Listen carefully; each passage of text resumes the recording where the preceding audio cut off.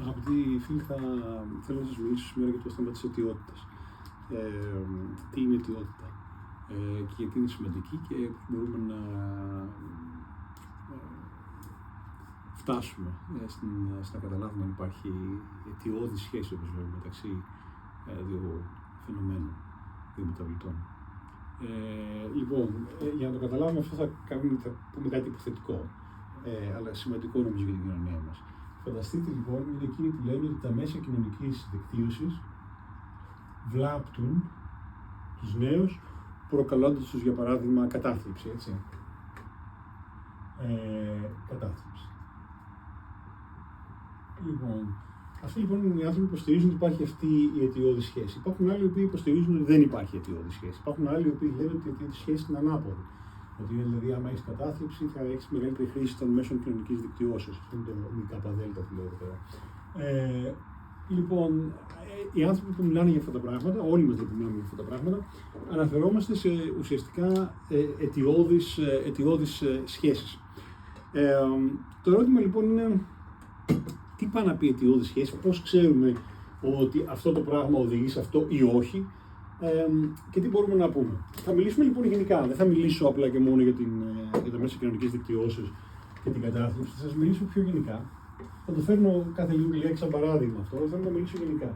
Λοιπόν, έστω λοιπόν ότι έχουμε μια κατάσταση ή μεταβλητή, ένα φαινόμενο α, και πιστεύουμε ότι αυτό το φαινόμενο α οδηγεί στην έκβαση ε, ας την πούμε την έκβαση ε. Αυτό θα το πούμε έκβαση. Και αυτό είναι ίσως καλύτερο να το πούμε έκθεση, και είναι το πράγμα στο οποίο εκτίθεσαι. Παραδείγματος χάρη, εκτίθενται τα παιδιά στα μέσα κοινωνικής δικτυώσεως, έτσι. Έκθεση και έκβαση. Λοιπόν, μεταξύ τους αυτά τα δύο έχουν μια σχέση, εντάξει. Λοιπόν, να το πάρουμε με τη σειρά. Η έκθεση λοιπόν που μπορεί να είναι παραδείγματος χάρη τα μέσα κοινωνικής δικτύωσης, έτσι, και η έκβαση, έκβαση που μπορεί να είναι, ξέρω εγώ, η κατάθλιψη.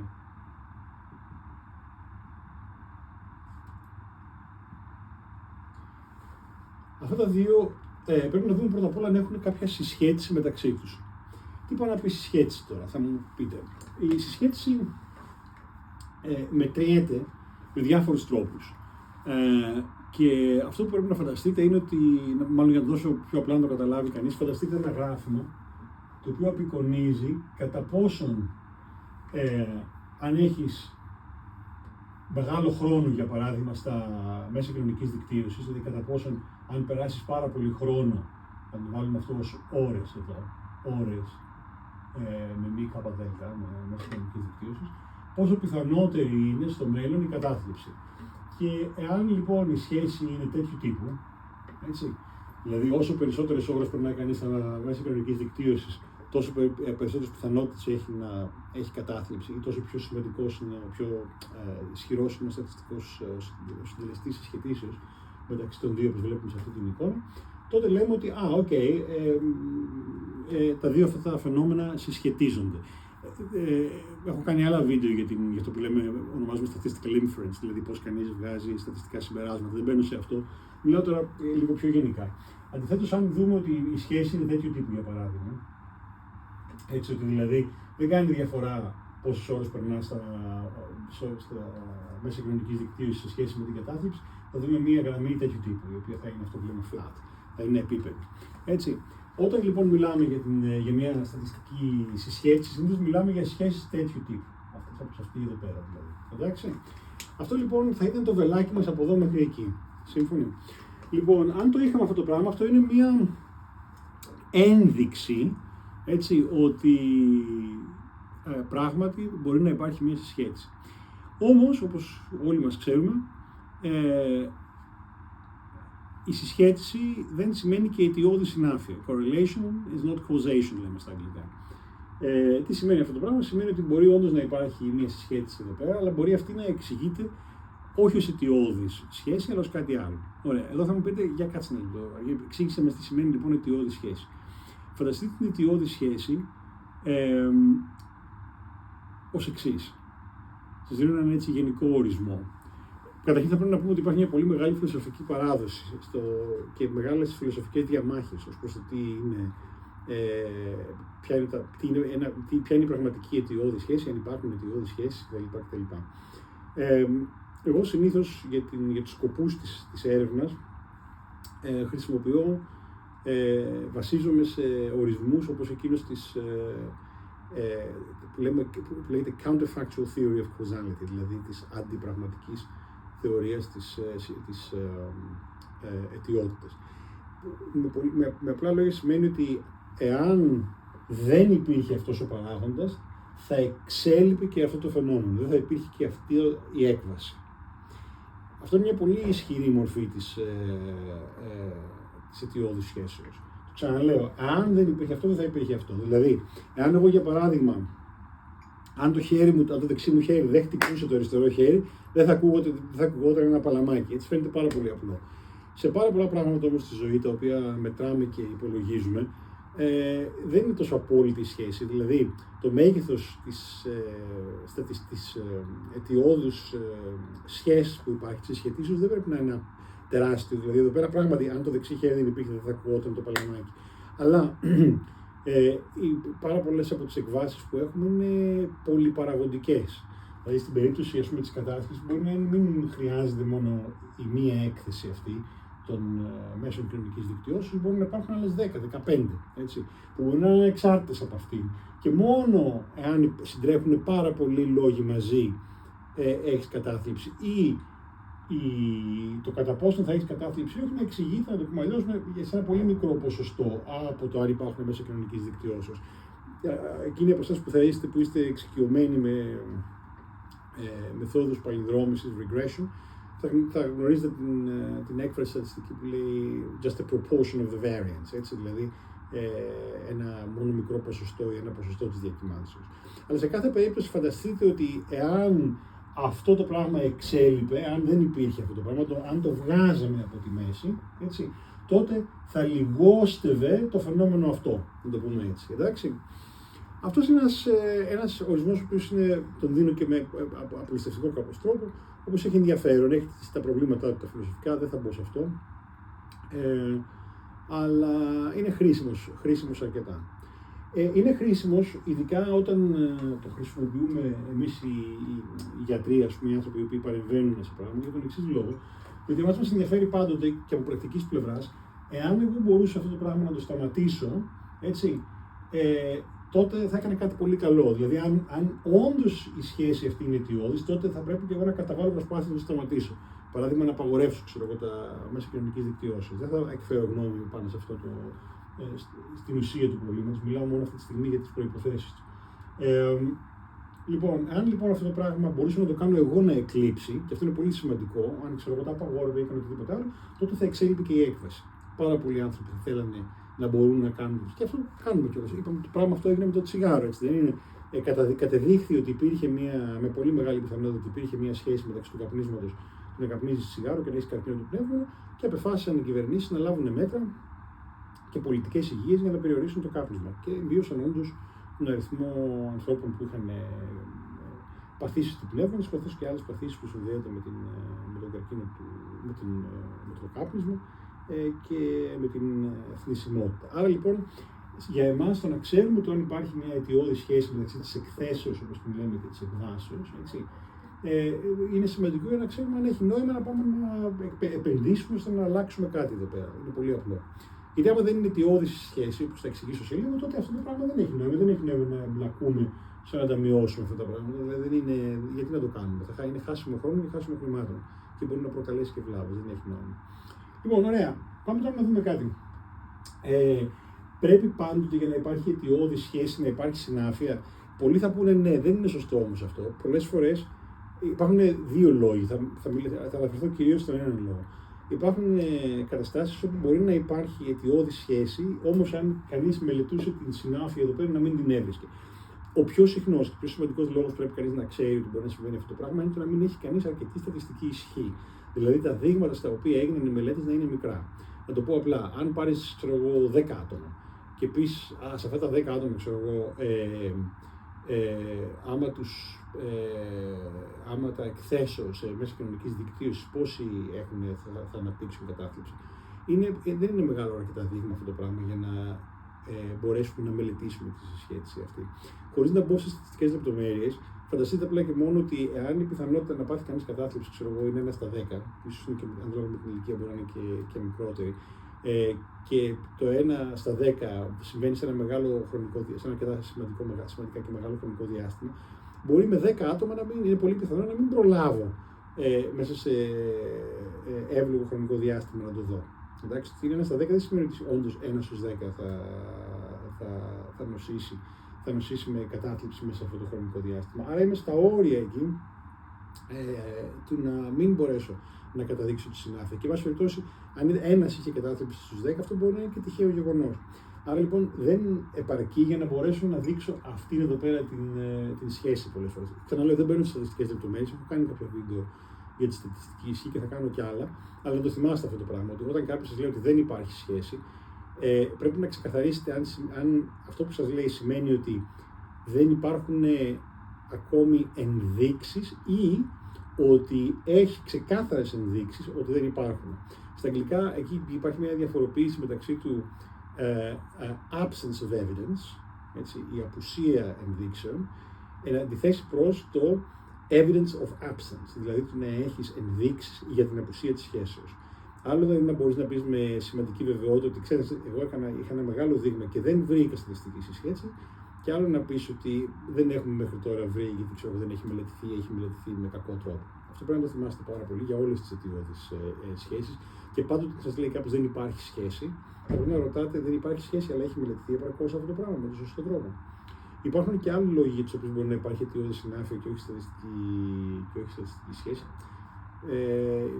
Δύο άλλοι λόγοι, είναι ένας λόγος ουσιαστικά, έχει να κάνει με τροποποιητικούς παράγοντες. Δεν θα μπω σε αυτό σήμερα γιατί είναι λόγο κεφάλαιο από μόνο του, αλλά απλά να το έχετε υπόψη σας. Και χρησιμοποιώ τον όρο τροποποιητικοί παράγοντες, moderating factors, με την αρκετά ευρία έννοια. Θα μιλήσουμε ξανά για αυτό σε κάποια άλλη ευκαιρία. Προς το παρόν, αυτό που με ενδιαφέρει να καταλάβει κανείς και να μεταδώσω είναι το θέμα των συγχυτικών παραγόντων. Συγχυτικοί παράγοντες, οι confounding factors, είναι παράγοντες εκείνοι οι οποίοι μπορούν να μας, θα το πω έτσι λίγο χονδρικά και ωραία, να μας εξαπατήσουν ως προς την ύπαρξη σχέσεως μεταξύ δύο μεταβλητών. Λοιπόν, όταν έχουμε εδώ πέρα έναν συγχυτικό παράγοντα, τον βάζω εδώ πέρα έτσι, παράγοντας,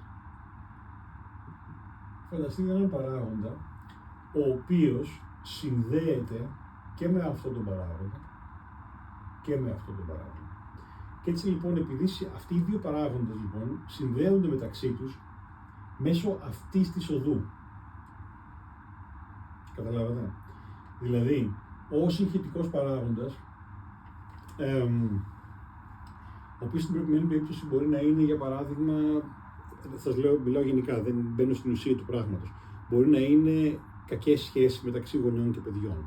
Μπορεί να είναι φτώχεια, μπορεί να είναι ότι δεν υπάρχει καλό, επαρκές εκπαιδευτικό περιβάλλον, μπορεί να είναι παιδικό τραύμα, μπορεί να έχει δύο πράγματα, τα οποία συνδέονται και με τα δύο, δηλαδή να μεγαλώνουν, να αυξάνουν την πιθανότητα να είναι κανείς, να εκτίθεται μέσα κοινωνικής δικτυώσεως για παράδειγμα, αλλά να αυξάνουν και την πιθανότητα για κατάθλιψη. Άρα λοιπόν η σχέση αυτή να εξηγείται πιο πρόσφορα από αυτούς εδώ πέρα τους συγχυτικούς παράγοντες, τους confounding factors. Να δώσω ένα παράδειγμα. Υπάρχουν ενδείξεις ότι η σχέση αυτή μπορεί να εξηγείται σε αρκετά σημαντικό ποσοστό από γενετικούς παράγοντες. Δηλαδή, οι παράγοντες εκείνοι οι γενετικοί, οι οποίοι αυξάνουν την πιθανότητα για κατάθλιψη, ξέρουμε περίπου 30 με 40% της διακυμάνσεως στην κατάθλιψη έχει γενετικό υπόβαθρο. Και εκείνοι οι οποίοι έχουν να κάνουν την έκθεση, την χρήση δηλαδή σε μέσα κοινωνικής δικτυώσεως, ότι οι γενετικοί παράγοντες υπάρχουν αρκετοί γενετικοί παράγοντες που είναι κοινοί.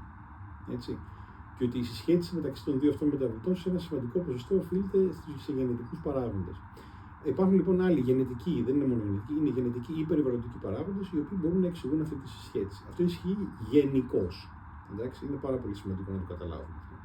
Άρα λοιπόν, σε κάθε μορφής κατανόηση της αιτιότητας, δεν κάνει να σπεύσουμε να πούμε ότι έχω δει ότι υπάρχει συσχέτιση, ότι δηλαδή αυτά τα δύο πράγματα συνδέονται, δηλαδή εκείνοι που χρησιμοποιούν μέσα κοινωνικής δικτυώσεως είναι πολύ πιο πιθανό να έχουν κατάθλιψη. Άρα τα μέσα κοινωνικής δικτυώσεως είναι αίτιο της καταθλίψης. Επίσης, πρέπει να καταλάβουμε ένα άλλο πράγμα, που είναι αυτή εδώ η σχέση. Αυτό στα αγγλικά λέγεται reverse causality, δηλαδή η αντίστροφη αιτιότητα. Τι σημαίνει αυτό? Ότι η έκβαση, αυτό που θεωρούμε εμείς η νομιζόμενη έκβαση, είναι στην πραγματικότητα έκθεση. Και η νομιζόμενη έκθεση είναι στην πραγματικότητα έκβαση. Δηλαδή υπάρχει αυτή η αντιστροφή. Να το πούμε απλά, μπορεί εκείνοι που έχουν περισσότερη κατάθλιψη να έχουν μεγαλύτερη πιθανότητα λόγω της καταθλίψεως να κάτσουν και να κοιτάνε τα μέσα κοινωνικής δικτυώσεως. Ξαναλέω, δεν μπαίνω στην ουσία αυτών των πραγμάτων. Ασχολούμαι με αυτό το πράγμα υπό άλλη μορφή και δεν θα μπω στην ουσία να δώσω γνώμη για το τι ακριβώς συμβαίνει από εδώ. Θα το κάνω πολύ, αλλά με ενδιαφέρει να καταλάβει κανείς τι ακριβώς διακυβεύεται με αυτά τα πράγματα. Το άλλο που θέλω λοιπόν να καταλάβετε είναι το εξής.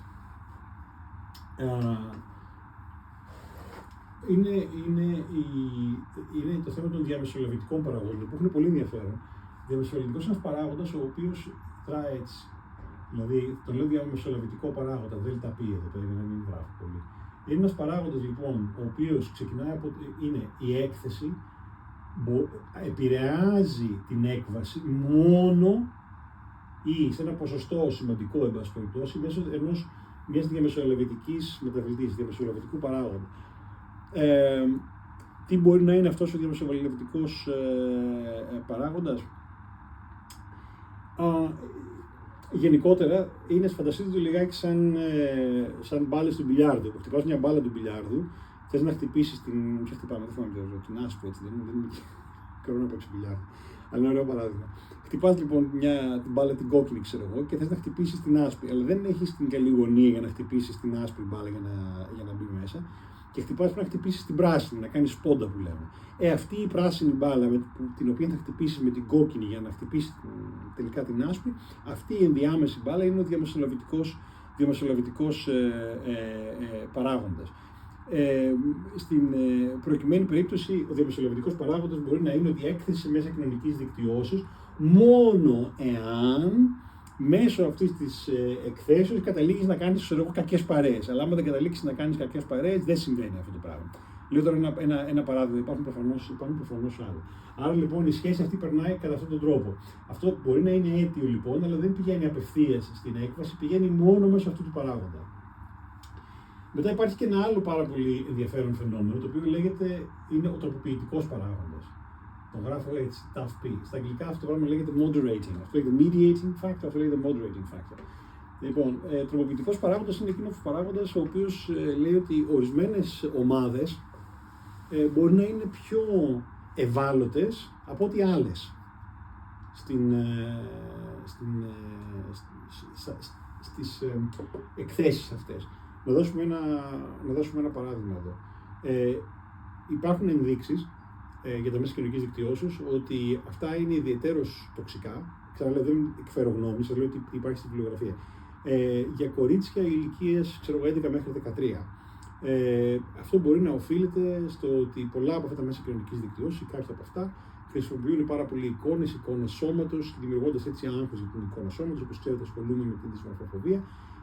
Και αυτός είναι ο λόγος για τον οποίο δημιουργούν αυτά τα πράγματα. Άρα λοιπόν, σε αυτή την περίπτωση, το φύλο, αγόρι ή κορίτσι, είναι ένας πιθανός τροποποιητικός παράγοντας. Γιατί μπορεί όντως τα μέσα κοινωνικής δικτυώσεως, τουλάχιστον αυτή την ηλικία, να έχουν μεγαλύτερη επίδραση, αρνητική επίδραση πάνω σε κορίτσια παρά σε αγόρια. Αυτό είναι τροποποιητικός παράγοντας. Λοιπόν, αυτά τα πολύ γενικά για τις εκθέσεις και τις εκβάσεις. Τώρα, υπάρχουν άλλα πράγματα που πρέπει να πούμε. Πολλές φορές οι σχέσεις δεν είναι γραμμικές, δεν είναι όπως τις περιγράφω εδώ πέρα. Δηλαδή, μπορεί η σχέση μεταξύ ορών στα μέσα κοινωνικής δικτυώσεως να είναι κάπως έτσι. Δηλαδή, οι συσχετήσεις να μην είναι γραμμικές, να είναι κάπως έτσι. Δηλαδή, η κατάθλιψη να είναι πολύ χαμηλή, άμα είσαι να είναι ψηλή μάλλον, είτε κάνεις πολύ λίγες ώρες, είτε αν κάνεις πολλές ώρες. Και να υπάρχει ένα optimum, να υπάρχει βέλτιστο επίπεδο, το οποίο βρίσκεται κάπου εδώ. Θα πάρω άλλο χρώμα να σας το δείξω. Το οποίο υπάρχει κάπου εδώ. Είναι αυτό εδώ πέρα, είναι το βέλτιστο σημείο. Δηλαδή, ξαναλέω, εδώ στο χ άξονα είναι οι ώρες, στο ψ άξονα είναι η πιθανότητα καταθλίψεως. Μπορεί λοιπόν και οι πολύ λίγες ώρες και οι πολλές ώρες να κάνουν ένα πρόβλημα. Και με ένας καλός, ας πούμε, να κάνεις και μια καλή μεσότης, όπως θα έλεγε ο Αριστοτέλης, και όπως θα είχε πει πριν από αυτόν ο Ηράκλειος, ξέρω εγώ, μέτρον άριστη, μας αρέσει να αναφερόμαστε στις αρχές, μπορεί να είναι πολύ καλό. Υπάρχουν και άλλα πράγματα, τα οποία, άλλου τύπου σχέσεις, πάλι μη γραμμικές σχέσεις, τις οποίες η συσχέτιση, για παράδειγμα, μεταξύ της εκβάσεως και της εκθέσεως, να είναι αυτό που λέμε ανατροφοδοτική, να λειτουργεί δηλαδή με αυτόν τον τρόπο. Η έκθεση να οδηγεί στην έκβαση και η έκβαση η ίδια πάλι να οδηγεί να αυξάνει την έκθεση. Υπάρχουν δηλαδή διάφορες τέτοιες πιθανότητες. Αυτά είναι έτσι απλά πράγματα για την ιδιότητα, χρησιμοποιώντα το παράδειγμα των μέσων ιονικής δικτυώσεως. Το θέμα είναι αρκετά πιο περίπλοκο από αυτό. Και πρέπει την επόμενη φορά θέλω να εξηγήσω τι μελέτες μπορεί να κάνει κανείς. Προφανώς, για να μπορέσει να το καταλάβει κανείς καλύτερα αυτό το πράγμα, να καταλάβει αυτά τα πράγματα, χρειάζονται καλές μελέτες. Οι καλύτερες μελέτες που μπορείς να κάνεις για την αιτιότητα είναι τυχεοποιημένες μελέτες. Να τυχεοποιήσεις, να πεις ότι τυχαία θα λάβει εκείνος αυτή την έκθεση και κάποιος κάποιον άλλη. Το πρόβλημα είναι ότι δεν μπορεί να το κάνεις αυτό ξέρω μέσα σε κοινωνικές δικτυώσεις. Δεν μπορεί να πεις ότι θα λάβεις λίγο και εσύ θα λάβεις πολύ. Σαν να κάνεις πείραμα, δεν γίνεται αυτό. Άρα λοιπόν αυτό το οποίο κοιτάμε να κάνουμε είναι διαμήκης μελέτες, δηλαδή μελέτες που να ξέρουμε τι προηγήθηκε, αν η έκθεση ξέρω, στα μέσα κοινωνικής δικτυώσεως προηγήθηκε της κατάθλιψης ή ήταν άποδο, και μετά κάνουμε μελέτες διδήμων. Αυτά θα τα εξηγήσω σε άλλο βίντεο, δεν θα μπω τώρα σε λεπτομέρειες. Αυτά τα γενικά για την αιτιότητα ως αρχικά πράγματα, προς μια προσπάθεια να συμβάλλω λίγο στο διάλογο ο οποίος γίνεται ή δεν γίνεται για σημαντικά ζητήματα στη ζωή. Θα πω έτσι ότι οι επιχειρήματα του τύπου, μα εγώ το είδα, ξέρω εγώ, στην ανιψιό μου, στο γιο μου, στην κόρη μου, στο παιδί της φίλης μου κτλ. Ότι αυτό το παιδί έβλεπε πάρα πολλά, ξέρω εγώ, ήταν στα μέσα κοινωνικής δικτύωσης συνέχεια και να έπαθε, ξέρω εγώ, κατάθλιψη, άγχος ή οτιδήποτε. Είναι προφανές ότι οφείλεται σε αυτό, το έχω δει με τα ίδια μου τα μάτια. Αυτό δεν είναι καλή επιστήμη. Δηλαδή, γιατί ένα ίσον κανένα, να το πούμε έτσι. Ίσως και, δηλαδή, όπως το είπα από την αρχή, μικροί αριθμοί μπορεί να είναι πάρα πολύ παραπλανητικοί σε ό,τι αφορά την αιτιότητα. Και τώρα ξέρετε ότι η αιτιότητα μπορεί να είναι αντίστροφη κτλ. Αυτά. Ευχαριστώ πολύ.